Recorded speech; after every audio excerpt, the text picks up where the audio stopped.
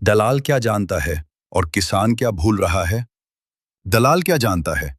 दलाल कभी खेत में नहीं उतरता। उसे कीचड़ में बीज ढूंढना नहीं आता। उसे ये भी नहीं पता कि पानी में खड़े खड़े पैर कैसे सुन्न हो जाते हैं। लेकिन उसे एक चीज बहुत अच्छी तरह आती है, समय को पढ़ना। वो जानता है किसान कब मजबूर होगा, किसान के घर में पैसे की कमी कब होगी, किसान कब इंतजार नहीं कर पाएगा। वो जानता है कि किसान गुड़िया तो उगा सकता है, लेकिन बाजार को नहीं संभाल सकता। और यहीं से खेल शुरू होता है। राम बाबू के पास दलाल आता है। वो मुस्कुराता है, मीठी आवाज में कहता है, काका, इस बार तो बढ़िया माल है, लेकिन बाजार थोड़ा धीमा चल रहा है। राम बाबू चुप रहते हैं। दलाल फिर कहता है, देखिए अभी बेच दीजिए, आगे रेट गिर भी सकता है। यह एक वाक्य नहीं है, यह एक रणनीति है। दलाल डर बेचता है, अनिश्चितता बेचता है, और किसान अपने पसीने की कीमत उसी डर के बदले दे देता है। लेकिन सवाल यह है, क्या सच में बाजार खराब होता है, या किसान को यह यकीन दिलाया जाता है कि बाजार खराब है? किसान क्या भूल रहा है? किसान मेहनत करना नहीं भूलता, वो संघर्ष करना नहीं भूलता, लेकिन वो भूल जाता है अपनी ताकत को पहचानना।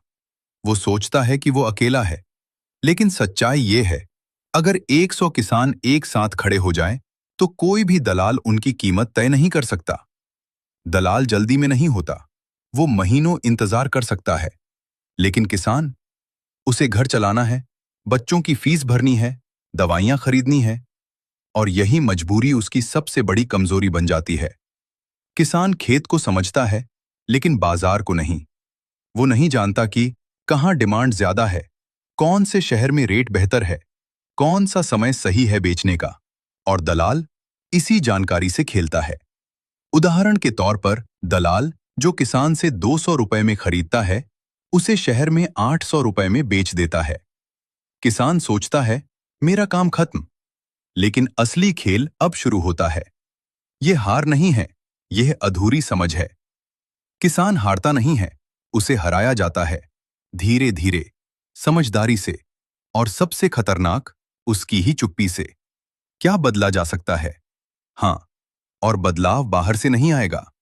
ये बदलाव किसान के भीतर से आएगा। पहला बदलाव, सोच में जब किसान यह समझ जाएगा कि मैं सिर्फ उत्पादक नहीं हूं, मैं बाजार का खिलाड़ी हूं, तभी खेल बदलेगा। दूसरा बदलाव, एकता में एक किसान कमजोर है, लेकिन 100 किसान, वो एक शक्ति है।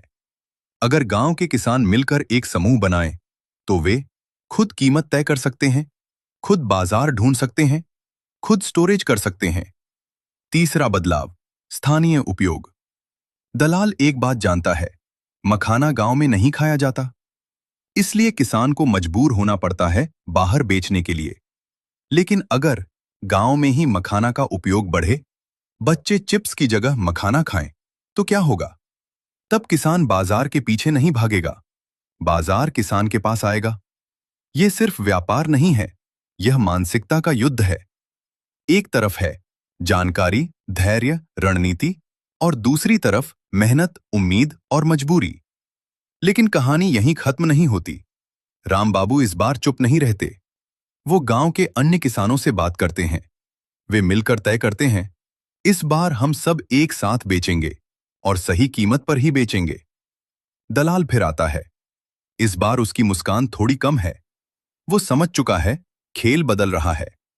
अंतिम संदेश, दलाल बुरा नहीं है, वो सिर्फ समझदार है। समस्या यह नहीं है कि वो जीत रहा है, समस्या यह है कि किसान अभी तक खेल को समझ नहीं पाया है। जब किसान यह समझ जाएगा कि उसकी मेहनत ही उसकी ताकत है, उसकी एकता ही उसका हथियार है, और उसका ज्ञान ही उसकी आजादी है, तब कोई दलाल उसे हरा नहीं पाएगा। क्योंकि उस दिन किसान सिर्फ फसल नहीं उगाएगा, वो अपनी किस्मत भी खुद उगाएगा।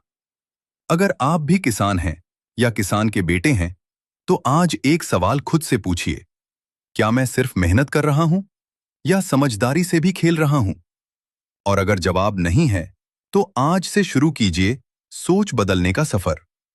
अगले एपिसोड में, जब किसान खुद बनेगा व्यापारी, तो बाजार कैसे झुकेगा?